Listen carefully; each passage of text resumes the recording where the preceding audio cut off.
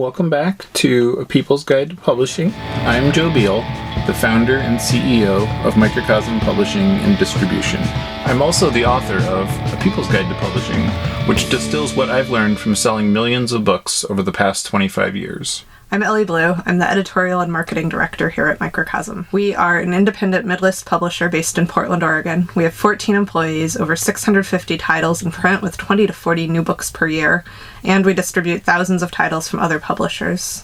We started this podcast so that we can share what we've learned with newer publishers so that you can learn from our mistakes. Or perhaps you just want to better understand the publishing industry. This week, we are going to reflect on some meaningful memories we've experienced because this is our 100th episode. I can't believe we've done 99 of these. Well, actually, this is 100, so we've done now. We haven't done it yet, though. 100 of these. Well, I think you're speaking too soon. Anything could happen in the next 15 minutes. But what is probably most likely to happen is us sharing some of our best memories of being part of Microcosm. Oh, I thought it was our worst memories. Oh, that could be another episode. That's a good one. That could be our 200th episode. What's terrible about publishing? Or our 101st episode. No, I feel like everyone already knows that part. No, it was really fun on the bike ride, and today we were preparing for this by talking about our memories, and it just made me feel so good, and it also made me forget some of the things that annoy me. So I feel There's things that annoy you? I don't remember. You'll remember by the worst memories episode. That one's really we're going to need to read some of our therapy books after that. Maybe that's why we published them in the first place. Joe, do you want to start with one of your best memories of Microcosm? Yes. Many moons ago, in a pre-COVID time, we were on one of our first book tours. We arrived in Buffalo and we began setting up for the event. It took hours to set up the tour. And this person comes in and he's like, "Oh, are there still seats? Is this the Microcosm event?" And we're like, "Yeah, but it doesn't start for like 2 more hours." And he's like, "Oh, okay, good. I'm really glad I got here when there were still seats." Sat down. Didn't even talk to anyone. Did not had almost unparalleled access to a litany of brilliant and, dare I say, beautiful authors, and just sat quietly in the chair staring at the wall in an era before smartphones, when you didn't even have a video game to play. Other people did come that night, but they were people that were, there for a separate art event or because they had connections to the venue. No one else was a, dare I say, fan of Microcosm. Super fan, maybe. Prior to that evening. Maybe some of them were afterwards. Let's be optimistic. I love that person. Was that your first encounter with such a person? No. Well, actually, my very first encounter with a super fan was on our first tour when we got to San Francisco. We got an email that was just like, "I know you're really busy, but would you be willing to come on my radio show?" And also this being an era, before podcasts. Maybe there was digital radio streaming, but radio really meant radio waves. And we were like, we're doing this to promote. We're doing this to meet people. We're doing this to have fun. All those reasons are completely compatible with going on the radio. For those under 40, radio used to mean college radio, and college radio used to mean, 2:30 a.m. to 3:30 a.m. time slots, Whereas this was a very reasonable time of day, during the day, not during mealtime. Person was very polite, nonchalant, and then halfway into the interview, reveals himself to be a super fan, and it's just what about this? And I know about this, and tell me about this. And I was like, how do you know about any of this? Because it was at a point in my career where I hadn't really given things much thought, let alone thinking that anybody else would. It's the people that believe in you that make you believe in yourself. Yeah, and I was thinking about that this morning. What was my motivation? Because I was like, did I have some, egotistical, I will educate others deep in it? I guess when I was really young, I had that, but even by the time I got going, I realized that was, a really bad way to develop books, And So even by that point, I really was like, I find this information fascinating and maybe you will too. And I think that was sort of my general approach to life, which like has evolved somewhat. But that, it was like a great moment just because it was like, similarly to when we were in Memphis maybe 10 years ago, and a fan, it was like a really big event, so there was like hundreds of people, and it was like put on by the city at like one of their like largest farm parks, and a person comes up and he's wearing like a t-shirt that I like screen printed in my basement in 2002, and he has like just the biggest shit-eating grin, and he's like, I only wear this shirt for special occasions. And you're like, obviously it's super old, like it would have been destroyed if you wore it all the time.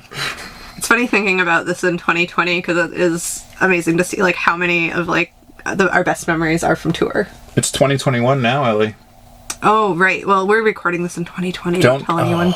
The mystique. You've destroyed the rainbow by explaining it. You can edit it out, but I don't think you will. I don't edit out anything. That's hilarious. I wish you were wearing your I Believe in Santa and Unicorn sweater. Oh no, am I not dressed for the occasion? Oh well. So one of my favorite... That'll be much funnier in May. I would say all of my favorite moments on tour were like the heartwarming moments, which are like not actually funny stories to tell, but there's so many. Like Joe explained it to me when we first went on tour. He was like, people want to show you the best of their town, and they really do. Yeah. And like best hospitality, take you to all the coolest parts. Mm-hmm. You might be sleeping literally on someone's floor, but that's like really their best, and it's awesome. Except sometimes you do wake up with a sore neck. Anyway, one of my favorite memories from tour, though, has nothing to do with any of that. We were driving through Texas. It was me and Joe and Joshua, and we were doing this tour where Joshua cooked, and Joe and I talked about bikes.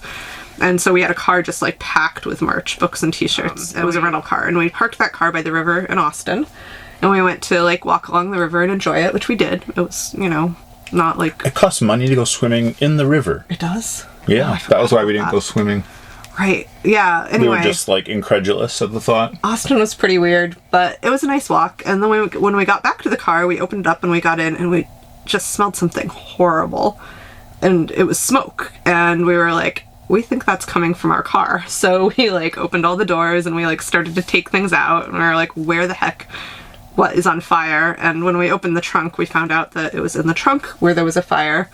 And it was a little electrical wiring fire from the trunk light. And it had burned through a whole stack of our most anti-car t-shirts that say, every car a murder, every bike a love affair. And I think while we were at the river, the car audibly said, oh yeah? I think so. I think the car was like, I'm having my revenge. Mm-hmm. You people going on a tour in a car to talk about bikes, I'll show you. Mm-hmm. But the other funny thing is, other than Joe's favorite shirt, that stack of t-shirts was the only thing destroyed. Like, the car was very selective in this Literally, matter. my favorite shirt of all time, of course, was the only other thing destroyed in that fire. So that was a tragedy. Hard not to take it personally. And then I did try to continue to wear the shirt that had a giant burned hole in it until Ellie kept insisting that I was homeless, which... I didn't say you were homeless. Is not unfamiliar to me, but... It was true at the time, but... I couldn't really continue in good faith to, I think you might have actually said something even less flattering of the situation. Whoa. But I let the shirt go, sadly, in a public trash can in Chicago almost a year later. Yeah, I was going to say, I would never, use homeless as a derogatory term. I wouldn't know about derogatory. I felt like it was more descriptive. Well, this is another conversation. But anyway, the next day, we were staying with some very kind people in Houston who let us use their washing machine, and we washed all of our shirts because they all smelled like smoke even if they weren't burnt. Mm-hmm. And then we actually managed to sell all of the burnt t-shirts on the tour. People loved that. I hope if you are out there and you have one of the t-shirts that the car attacked, we would love photos, please, and stories. Fan memories are the best memories because they are often the things we do not remember. So, thank you, the car. Your revenge backfired. You added value to our anti-car merchandise. Good work. Mm-hmm. Has anything memorable ever happened not on tour? No, nothing ever happens at home. This whole memorable season when we were developing Autumn Zing's books. Oh, yes. That was memorable. She illustrated these cookbooks, and Joshua Plug wrote the recipes, and it was Defensive Eating with Morrissey, Comfort Eating with Nick Cave, and then that same season we were doing the Post-Structuralist vulva coloring book. And we were just having so much fun. Like, it was fun. Oh yeah, there it is. Now selected by a major brand as part of their gift guide. We get the weirdest mail about that. Anyway. Somebody asked if we were canceled. It ruled. I guess sometimes when you get like the seal of approval from a major brand, that can Goop be very ambiguous. Was canceled like hundreds or thousands of times. And yet it still persists. Yeah, right. It's like, yeah. So, what was notable or special about that season? I just remember sitting at my desk and laughing so much. Like, publishing isn't always a barrel of laughs. But like that season, like there was a lot of not just laughing, but also giggling and snickering. And like it started when we were like coming up with the ideas for the books, and then when we developed the covers, and then when we developed the insides, and then when we did the metadata, and then when we got to do the sales pitches and just the other people's reactions. It was just really fun. Yeah. And we kept being like, can we really get away with this? I really thought at some point somebody would say, no, you can't do that, to at least all three of those books. It really emboldened us. Our line since then has gotten a lot more edgy. More mainstream, really. But I do remember when I was presenting those books to our distributor at the time, and I introduced the Post-Structuralist vulva coloring book, they told me that I did not have to be embarrassed or say anymore, which I was like, oh, no, I have an entire presentation, if you will. Definitely they weren't embarrassed at all. I know. It is always very backwards where people are, it's sort of like when people shout at you that you're being emotional, when, like, yes. Some of my favorite career moments, for me at least in publishing, have come when, like, we're sort of bantering about goofy ideas around the office, and then, like, the goofiest of all the goofy ideas becomes the one that we put on a book cover, and it sells really well. Right. Joshua Plug once said our catalogs reminded him of Mad Max Goes to Gilman Street, which is sort of two cultural references that most people won't get both of, so you can just work that out. And then one year we made, like, a very, like, static catalog with one focal point image on the cover, and then just our name and the name of the season, so it said like spring 2012, these are the books, Microcosm Publishing. And I think it was like a book with like light coming out from behind the book, and Joshua was like, oh yeah, that's a new look for you, like I could put those around town and not have to sort of explain why it looks so weird, which is like sort of an interesting idea, and we sort of thought that would be, putting us into a different sort of milieu. And instead, we just had way fewer people that wanted to pass out our catalogs, and we were having trouble going through 2,500 copies a year. Whereas in the past, we had gone through as many as literally 50,000 a year. I think the moral of the story is Mad Max wants to go to Gilman Street. And so we were having an editorial meeting here, I think. So it was after we moved into this building, so it had to have been at least 2013 or 2014, because I know it came out in 2015, because I saw it the other day. I can tell you right now it was Jeff's idea, but Jeff will swear up and down that it was my idea, and then when I explain that it was not my idea, he will tell you that it was somebody else's idea, not his own. And that was the idea, to make the fold-out poster comic with the catalog on the back. And I do, to me, those are like the most heartwarming memories of all, because it's like, whenever somebody here has a good idea, they try to give credit to somebody else. Wow. And it's really like the groupthink that makes the ideas good, and often it's things that, well, like all good ideas seem obvious in hindsight, if that makes sense, whereas like bad ideas seem like they were formed by committee, which they probably were, and like normally are severely workshopped to death. So like that's always the stuff that I will remember the most, is the things that like we did as a team, or like there's so many times where like standing in the parking lot together, like everybody's going home exhausted at the end of the day, and then like somebody will be like, growing your small world, or and then everybody will be like, oh, that's really good, is that our slogan? And then be like, oh, I just thought of that, and then it became our slogan. Yeah. And there's so many things like that where you're just like, oh, huh. And, you know, like, I'm just exhausted, and it's neat to see, like, other people, like, feeling ownership and taking investment and, like, you know, like, caring, essentially. And, like, there's so many years of those kinds of moments that's, like, forever what I will remember.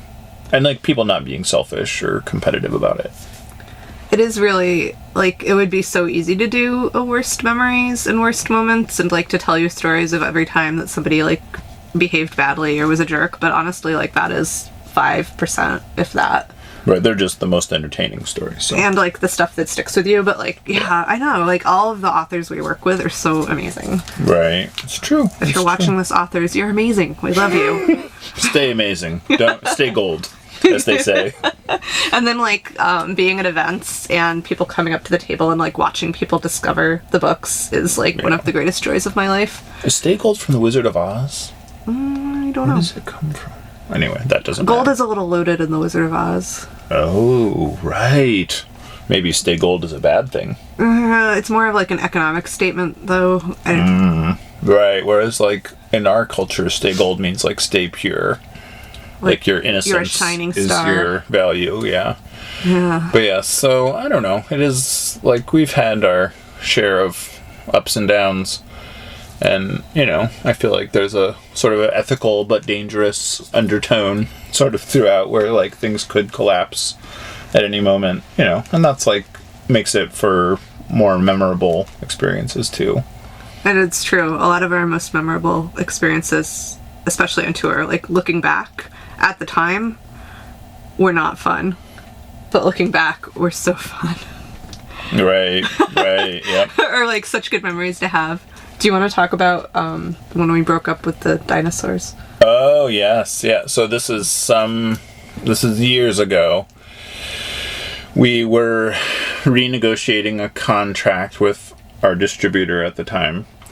And we... normal contract negotiation, not like... Yeah. You know. It wasn't tense. It was just like, you know, we had gone and had a meeting and, you know, we were like, here are our, like... the problems that we've been having, and so, like, here are the things that, you know, we would like to, like, make this keep going, and, you know, here are the things. And, you know, and they had actually offered some things that we hadn't asked for, and so we were like, oh, that would be great, you know. And then we went back to the offices, and we were, like, immediately told that we would not be getting the things they had offered that we had not asked for because something had changed that was not to be specified. And, you know, I made so I told some people that I was like, okay, this is what happened. Like, this was taken off the table and, you know, we won't be getting that anymore. And I told some other publishers. So we rode our bikes to a publisher happy hour. And just as we arrived, we got the news that our contract was terminated by our distributor.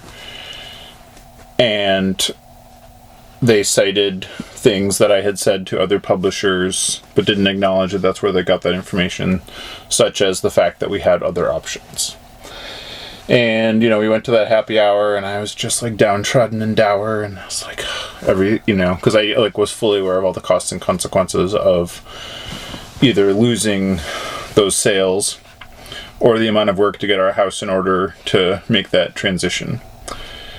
But everybody I talked to that night was like, oh, you guys are in a unique position to self-distribute, and I'm surprised you don't do that already, and, you know, this is really a blessing in disguise, and you should lean into this hard.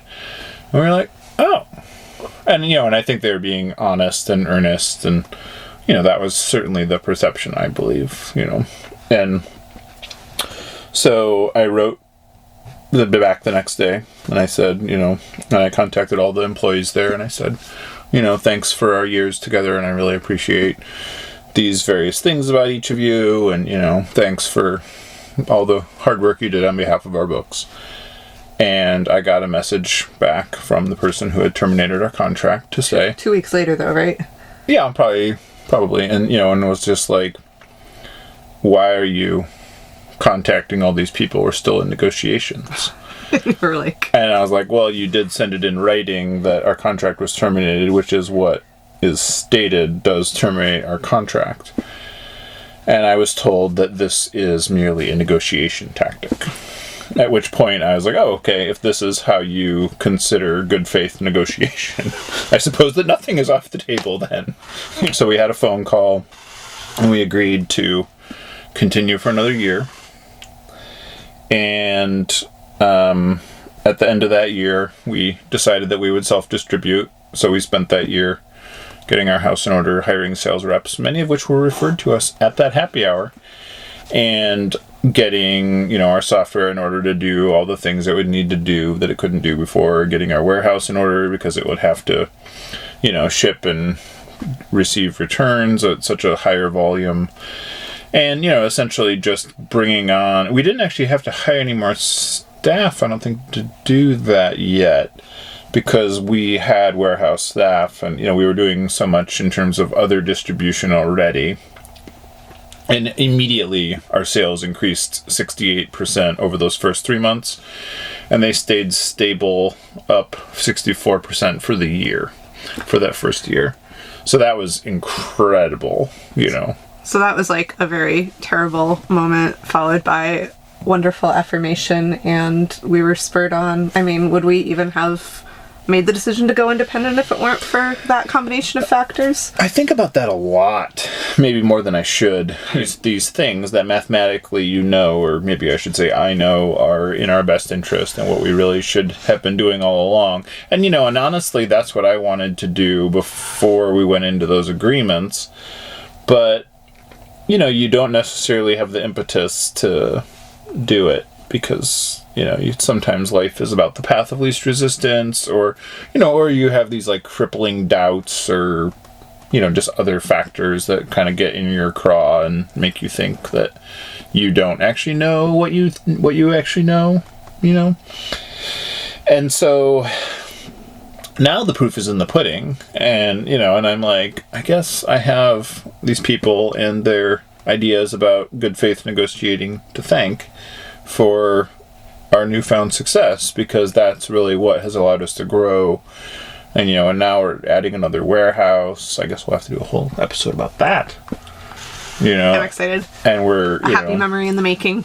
And I don't even know how many people have we hired this year. 6 more. I mean, we've hired 6 people. It's just like a wild roller coaster. So thank you for telling us that we were being rejected. And I feel like every rejection I've ever gotten has been the thing that has put me at the success that I have now. And also, fellow publishers, thank you for the encouraging feedback. Yeah, you've been awesome. And keep socializing, and we will hopefully offer positive feedback to our fellow publishers as well.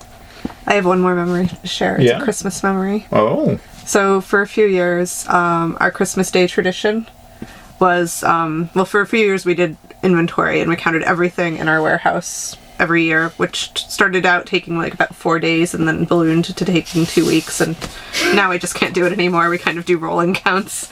But for 3 or 4 years running, on Christmas Day, me, Joe, and our friend Lindsay would all get together in the shop, and sometimes somebody else would come too, and we would just we would put on heavy metal music and we would count things all day long, and we would order pizza partway through, and sometimes we would stop and chat, but mostly we would just count, and it would be a really long day, but it's such a good day. I like that you have to call out Lindsay's penchant for heavy metal music, that's a notable aspect of it. I guess we don't really listen to much of that otherwise in our lives. I guess, listening to feminist heavy metal is not something that happens in my daily life, but it's part of my memory of my favorite Christmas tradition ever. Hey, we're still young.